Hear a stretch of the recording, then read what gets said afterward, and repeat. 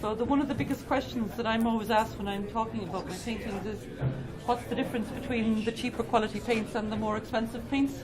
And why would you pay the difference between them? It's too difficult in 15 minutes to explain the difficulties involved. You have to be doing some painting hands-on and literally mixing it up in front of you. But I've done everything I can to show you some of the differences. But I just want to speak for a couple of seconds about what exactly happens when you open a tube of paint, because there's a few different things that you need to just be aware of if you haven't been painting that you might be able to explain to your customers. First of all, whenever I open a tube of paint, I'm looking at its mass tone, its basic colour, we'll say. So if a person comes in and they want to buy paints to paint a picture, they automatically kind of veer towards the cheaper ones. But what I want to try to explain to you in about 15 minutes is, sometimes if you can encourage people to go for the artist quality colours in a smaller palette to begin with, the range is actually much more extensive because of the quality of the paints. So for instance, if I take any of these pinks that are in the lower quality range and put them out and mix with them, I can get a certain amount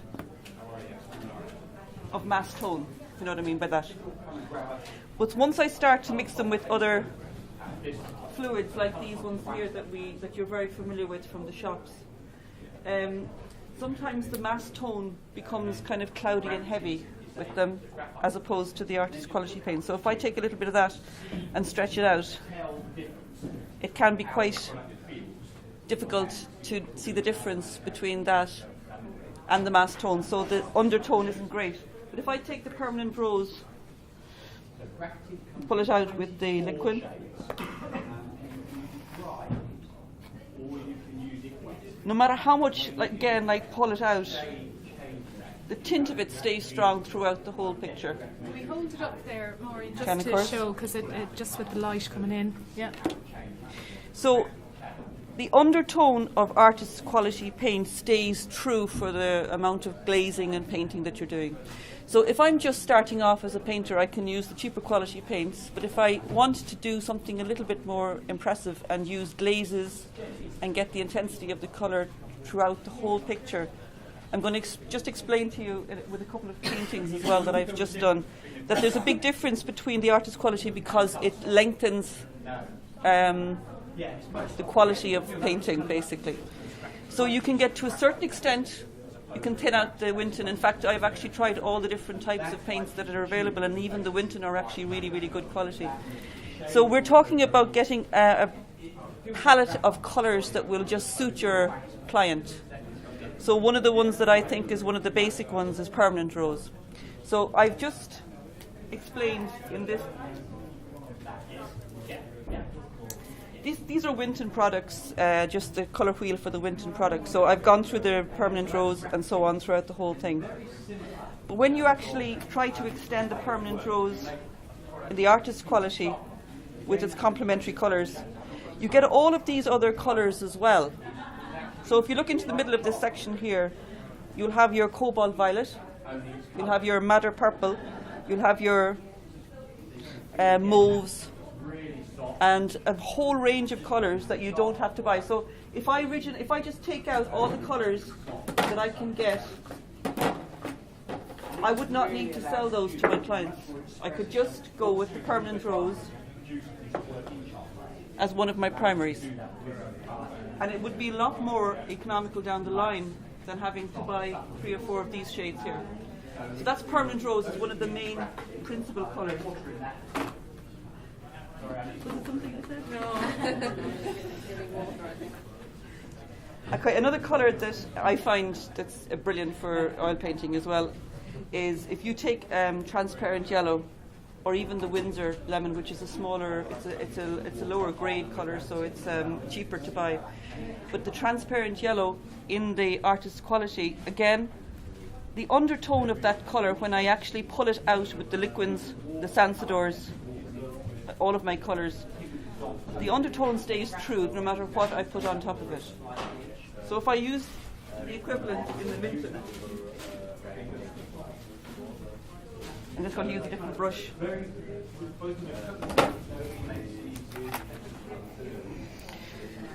it just stays as lemon yellow.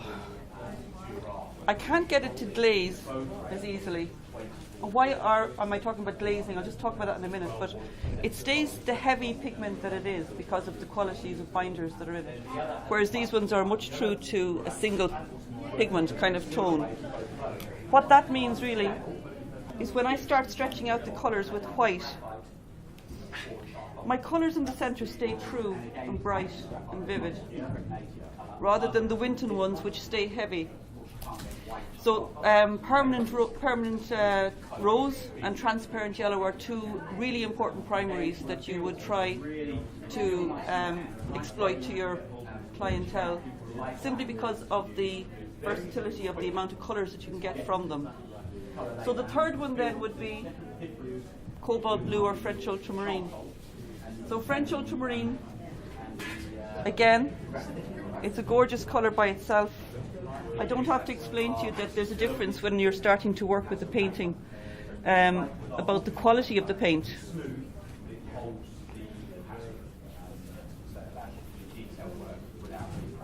But once I start mixing the Winton one, it just doesn't come out of the tube the same way. It's thicker, it's more toothpastey. It's not as fluid inside the tube. And one of the things that can happen with the Winton paints, I'll just give you an example, is that they can actually be very hard to push out of the tube. Can you see that? Because the vehicle of oil inside in the tube is not as good quality as the artist quality paint. So if I buy these paints here, I can start off with them for sure, but some of these paints you will buy and you'll have them for 20 years, 25 years. Some of the ones obviously that you're going to need to reproduce and use more of would be the primary colours. But they don't get dry in the tubes, they pull out with the colours and they're so much more vivid. So what I'm trying to explain is the amount of colours then that you don't have to buy if you're starting off. So with these three primary colours of the very high quality colours and the high grades, you can use the combinations of those to get all the various colours. But there is 12 colours that I would think of as an absolute definite set.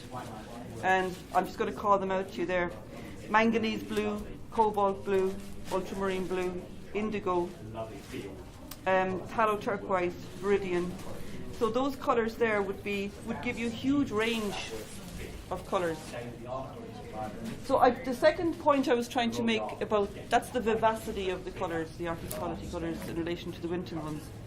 When you start mixing your colours, you've got all these different mediums which can be very off-putting. So you just worked with Sansador, so you can see how thin it can make the surface of the picture. So these were all done with the artist quality colours to give the vibrancy of the colour. This was done in about an hour and a half, so it's not my best work, but I've used scrapers and things to take the paint off. But with the Sansador, you can get very thin washes. So all I was trying to show in this picture was the fact that even in its base colour, the transparent yellow with a little tiny bit of the blue gives you a really vivid green. So again, if you're talking about base colours, you'd only need 3 or 4 colours to start off. These are used with just titanium white, the artist titanium white. So this is used with Sansador, which is very fast drying, which gives you kind of almost like a watercolour technique that you've been seeing before. And it's a substitute for the distilled English turpentine because it's low odour. So I was going to show you this one, which is mixed with the liquid impasto. This type of painting where you use a palette knife and you build up the layers, I think the vivacity of the artist's quality colours comes through in this type of painting in particular, because you end up using quite a lot of opaque paints like whites and Naples yellows and things. So when you have a very strong artist quality colour undertone to the whole picture, it keeps its vivacity. So the manganese blue and the cobalt blue stay true, you know, and the oranges and stuff stay true, rather than the thicker quality of the paint. In particular, this type of painting, the palette knife painting, is used with liquid impasto, which extends the paint.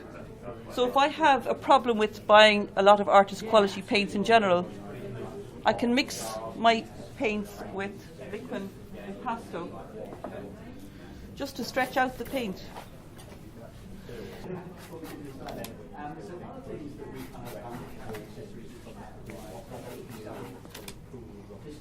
So what happens when I do that is I can actually make a 3 or 4 times the quantity of the paint.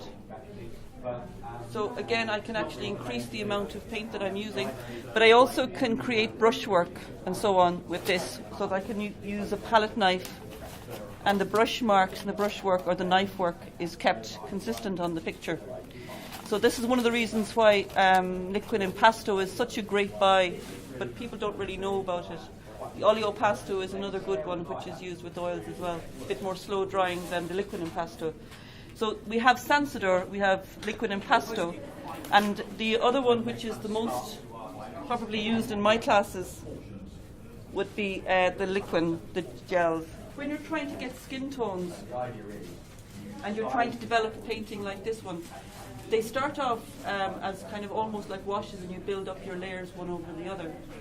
But it's the liquid gels, like the liquid original, that you would use for this type of traditional oil painting, where you base one colour on top of the other. And they're nice and quick drying, so that a person can actually work. I know that oils are kind of definitely something that people do because they like the slow drying method of it. But I love the fact that I could go back and work on this in about a day and still build up the layers. So this type of painting with the liquid gel, the liquid original, is usually what people associate with oil painting. But I just wanted to expose the different types and the different media to you. So the other thing that I wanted to show you is just how thin the layers can get. I'm just going to show this one. Yeah, sure.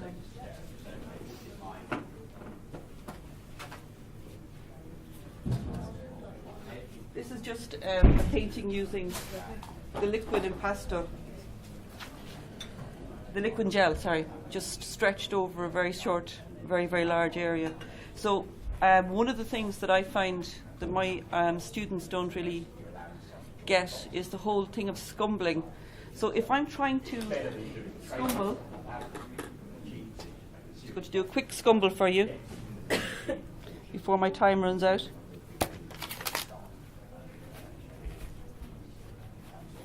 Just going back to my chart for a second. I'm trying to keep my painting of Venice as bright as possible. So I'm talking about this range of colours, these tints that you can get with the whites and the colours. So if I want to try and get my Venice painting to have a kind of a glow about it, I'd make a very pale tint.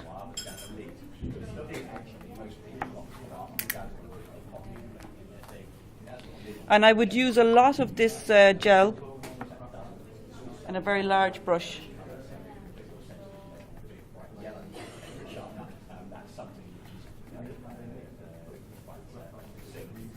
So the fact that I'm using a large quantity of the liquid gel means that my paint is going to go over it like a veil. So I'm going to try and build up this painting over the next 3 sessions of 15 minutes. Just no pressure. That's normally.